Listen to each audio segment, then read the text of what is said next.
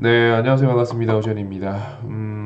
일단은 이제 스맥이란 종목 이야기를 좀 해볼게요. 오늘 장 끝나고 나서 유상증자 발표를 했습니다. 그것도 흔히 이제 이야기하는 시간의 거래 시간, 네, 마감 이바이 남겨놓고 이제 유상증자 발표를 했는데요. 이 유상증자의 내용이 좋진 않아요. 그래서 이제 유상증자가 뭔지 아직 잘 모르시는 분들을 위해서 공부도 할 겸, 네, 한번 소개를 해드리도록 하고요. 대체거래소 시장이 이제 열리고 나서 이 활용을 잘 못하시는 분들을 위해서 간단하게 좀 활용 팁 이야기하는 시간을 좀 가져볼 거고, 뭐 스맥에 대한 종목 진단도 한번 같이 해보도록 하죠. 일단은 이제 스맥은 뭐든 일단 주도주였던 적은 없는 것 같아요. 옛날부터 뭐 옛날 적에는 막 이렇게 이낙연 관련주로 한번 움직인 적도 있고, 뭐 이제 꿈의 암 치료기 뭐 이런 거 관련해서도 이제 움직인 적도 있고, 최근에는 뭐 드론, 로봇, 네, 뭐 현대 위아 막 이런 거 관련해 가지고도 한번 움직인 적이 있는 그런 기업이에요. 근데 뭐든 대장주였던 기억은 딱히 없어요. 스맥하면은. 네, 항상 뭐 대장주는 늘 못했던 네, 그런 기업이 아닌가라는 생각이 드는데요. 오늘 유증 발표를 했는데 이 제목만 봐도 어마어마합니다. 왜냐면 보시면 이 스맥이라는 기업은 네, 시총이 1000억 정도입니다. 근데 유증을 539억을 때리면 이게 맞는 건가요? 네, 거지 같은 거죠. 진짜 안 좋은 케이스. 특히 제가 유상증자에는 크게 뭐 세 가지가 있다고 그랬죠. 네, 일반 공모가 있고, 네, 일반 공모가 있고, 주주 배정이 있고, 삼자 배정이 있다라고 한번 예전에도 강의한 적이 있었습니다. 일반 공모는 누구나가 참여 가능한 겁니다. 네, 누구나. 주주 배정은 주주만 참여 가능한 겁니다. 삼자 배정은 특정인만 참여 가능한 겁니다. 특정인은 이제 회사가 지목을 하는 거예요. 예를 들어서 내가 이재용 회장하고 개인적으로 친분이 있어. 재용이 형, 우리 회사에 투자 좀 해줘. 어떤 방식으로 투자할까 고민하다가, 삼자 배정. 내가 회사에서 유상증자를 할 테니까 재용이 형이 받아가. 이게 이제 삼자 배정이에요. 즉, 삼자 배정은 투자로 인식을 해요. 그래서 투자 유치를 인식하기 때문에 시장에서는 일반적으로 호재로 받아들입니다. 하지만 일반 공모는 누구나 참여 가능하고요. 주주 배정은 주주만 참여 가능하죠. 근데 이제 최대 주주 참여는 당연한 것이고, 최대 주주 외 개인들이 대거 참여하기 때문에 주주 배정도 일반적으로 악재, 일반 공모도 악재, 이 둘은 악재로 인식합니다. 주식의 희소 가치가 떨어지기 때문에 악재로 인식합니다. 어떤 배정 방식인지 한번 볼까요? 공시가 나온 것을 한번 보도록 하겠습니다. 스매 주요사항 보고서 유상증자 결정이라고 되어 있네요. 클릭을 한번 해봅니다. 공시가 어떻게 떴냐면요. 자, 이렇게 공시가 떴네요. 공시 한번 볼까요? 일단은 유상증자 결정하고 나왔는데 내용을 보니까 이런 내용입니다. 신주를 얼마나 찍어내냐면 2,800만 주 찍어냅니다. 기존 주식이 총 발행 주식이 얼마였냐면 4천만 주입니다. 반 이상이에요. 어마어마합니다. 그리고 증자 방식은 주주 배정 후 남는 거는 일반 공모하겠대요. 아까 제가 이야기했던 나쁜 방법 두 가지를 다 쓰는 겁니다. 좋지 않아요. 그리고 이 사용 용도는 어떤 기업을 인수할 때 쓸 건가 봐요. 538억. 나쁜 거죠. 왜냐면 최악보단 나아요. 예를 들어서 빚 까고 운영 자금을 쓸게라고 하는 것보단 나아요. 왜냐면 이걸 방금 말씀드렸다시피 주주 배정이잖아요. 주주님들 나 회사 운영하게 운영 자금하게 나 회사 사무실 월세 좀 내게 직원들 월급 좀 주게 돈 좀 줘 라고 하는 건 아니니까 그것보단 좀 난데 그래도 주주 주머니 털어갖고 다른 회사 인수한다는 게 말이 됩니까? 그쵸? 나쁜 방법이죠. 네, 그리고 증자의 규모도 시가총액의 절반을 상회하는 규모이기 때문에 나쁜 방법입니다. 스코어를 내려보겠습니다. 예상 발행가 얼마죠? 1924원. 스맥의 현재 주가가 얼마였죠? 볼까요? 2470원. 오늘 유상증자 발표하고 하락한 게 저금액이에요. 그 하락 전에는 몇이었냐면요. 2,940원. 건 3,000원이었잖아요. 근데 1,900원에 발행을 해? 아우, 나쁜 거죠. 네, 나쁜 거죠. 일단은 신주가 이제 유상증자가 돈을 받고 새로 찍어내는 거잖아요. 그 새로운 주식을 얼마에 팔 건지는 여기 써 있죠. 1,900원에 팔겠다, 1,924원에 팔겠다라고 되어 있고요. 이 예정 발행가기 때문에 확정 가격은 6월 11일에 나와요라고 되어 있습니다. 그래서 기존 주주님들 입장에서 6월 11일 기억하셔야 되고요. 네, 기억하셔야 되고 이 유상증자 참여 가능한 건 5월 9일입니다. 즉 5월 10일부터는 또 물량이 나올 수 있어요. 나 유증 받을 권리가 확보되었기 때문에 10일부터는 실망 매물 나올 수 있고요. 예정 발행가 확정되어도 실망 매물 나올 수 있고요. 기억하셔야 됩니다. 그리고 스크롤 내려보면은 새로 찍은 주식 어마어마한 이 물량이 언제 상장되냐면 7월 8일입니다. 이거 기억하셔야 됩니다. 되셨죠? 이 정도는 기억하시는 게 좋겠고 아직은 계획이 불가하기 때문에 이 발행 가격이라든지 아니면 유상증자의 규모라든지 이런 것들은 얼마든지 변동이 될 수 있어요. 일단 내용만 놓고 봤을 때는 최악 중 하나입니다. 네, 최악 중 하나입니다. 규모도 크고 그리고 사용 용도도 그렇고 증자의 방식도 그렇고 발행 가격도 그렇고 네, 전반적으로 기존 주주님들 입장에서 좋을 게 하나도 없는 유상증자 방식입니다. 네, 참고해 주시고요. 현재 이 시세를 볼 수 있는 방법이 있죠. 제가 예전에도 말씀드렸지만 여러분 우리가 차트를 보면요.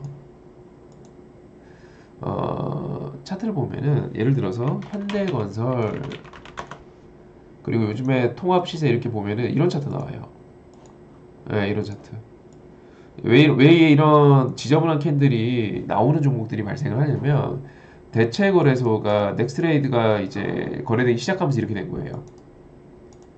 거래소가 생기고 나서 이렇게 된 것이고요. 원래 우리나라 시장은 KRX 독주죠. 네, KRX 독주입니다. 그런데 이제 외국처럼 선진화된 외국 증시들처럼 대체거래소를 도입하기 시작했고 최근에 매주 거래 가능 종목 수가 늘어나고 있죠. 네, 매주 늘어나고 있습니다. 관련해서 현대건설은 이제 좀 초창기부터 거래 가능한 종목군이었고요. 그러다 보니까 이런 체결이 등장을 했어요. 이게 뭐냐면 우리가 이 대체거래소는 8시에서 8시까지 거래가 되잖아요. 이게 문제예요. 그리고 이건 정규장이에요. 우리가 장전 시간의 거래라든지 장후 시간의 거래라든지 이런 시간의 거래는 차트에 안 나왔잖아요. 왜냐하면 시간에니까 정규장이 아니고 정규장 시간 외 거래이기 때문에 차트에 표시가 안 됐어요. 하지만 대체거래소에서는 아침 8시부터 오후 8시까지 거래되는 걸 다 표시해줘요. 왜? 정규 거래니까 이게. 그쵸? 이게 정규 거래니까. 그래서 아침에 특히 대체거래소가 아직은 과도기적인 측면이 있기 때문에 거래는 되고 있긴 한데 호가가 비는 거래가 많아요. 예컨대 이런 경우죠. 지금도 거래가 되고 있잖아요. 잠시만요. 지금 8시가 넘어서 지금 거래가 끝났네요. 예를 들어서 호가가 지금은 차 있잖아요. 장중엔 차 있는데 호가가 비어버려 갖고 2,940원 다음에 갑자기 2,800원인 거예요. 누가 한 주만 팔아도 내려갔다가 한 주만 사도 다시 올라오는 거죠. 그 차트가 이렇게 표시되는 겁니다. 이해되셨죠? 네, 그 차트가 이렇게 표시가 되는 겁니다. 관련해서 이런 어떤 그 대체거래소의 어떤 차트적 오류라고 해야 될까요? 아직은 대체거래소가 거래가 많지 않기 때문에 호가 비는 현상들이 많이 발생을 하고 있고 호가 빈 상태에서 거래가 되면 차트가 이렇게 지저분하게 나와요. 이런 것들을 해소하기 위한 기능이 있는데 그것이 바로 우리 키움 기준으로는 메뉴에 보면은 대체거래소라는 전용 메뉴들이 있어요. 네, 예를 들어서 우리 일반적인 우리가 쓰고 있는 차트 화면에서는요. 여기 보시면은 통이라고 써 있잖아요. 이걸 클릭을 합니다. 클릭을 하면 이렇게 나와요. 통합 시세, KRX, NXT 이렇게 나와요. 이렇게 이제 세 가지 화면이 나오게 되고요. 이 세 가지 메뉴 중에서 이 KRX를 선택하면은 우리가 평소 보던 화면을 볼 수가 있어요. 네. 즉 우리가 원래 거래하던 그 거래소 시세만 반영한 차트를 보고 싶어 라고 하면 요걸 클릭하시면 돼요. 나는 넥스트레이드 시세만 보고 싶어 하면 요걸 클릭하시면 되고요. 그쵸? 넥스트레이드 시세만 하면은 거래된 지 얼마 안 됐기 때문에 마치 신규 상장주 같은 차트가 나옵니다. 네, 이렇게 보시면 되고요. 나는 두 개 합친 거 보고 싶어 하면 이렇게 보시면 돼요. 근데 기본 설정 값이 통합 시세이기 때문에 이런 차트가 나오는 거예요. 이해되셨죠? 자, 제가 스맥 이야기하다 왜 이것으로 넘어왔냐면요. 이 이야기를 넘어왔냐면 현재가 창도 이런 기능이 있어요. 예를 들어서 통합 현재가 이렇게 있고요. 그리고 우리가 일반적으로 사용하던 현재가, 큐 현재가 이런 화면이 있어요. 이 두 화면이 있습니다. 비슷한 듯 다른데 일단 화면 번호부터 다르죠. 0101 화면이 있고요. 0104 화면이 있습니다. 결정적 차이는요. 여기 보시면 비교라는 화면이 있어요. 네, 보시면 우리가 스맥으로 넘어가 보겠습니다. 자, 스맥으로 넘어가 보시면 큐 현재가는 거래원부터 나오지만 네, 통합 현재가는 네, 새로운 메뉴예요. 대체거래소가 등장하고 나서 등장한 새로운 메뉴입니다.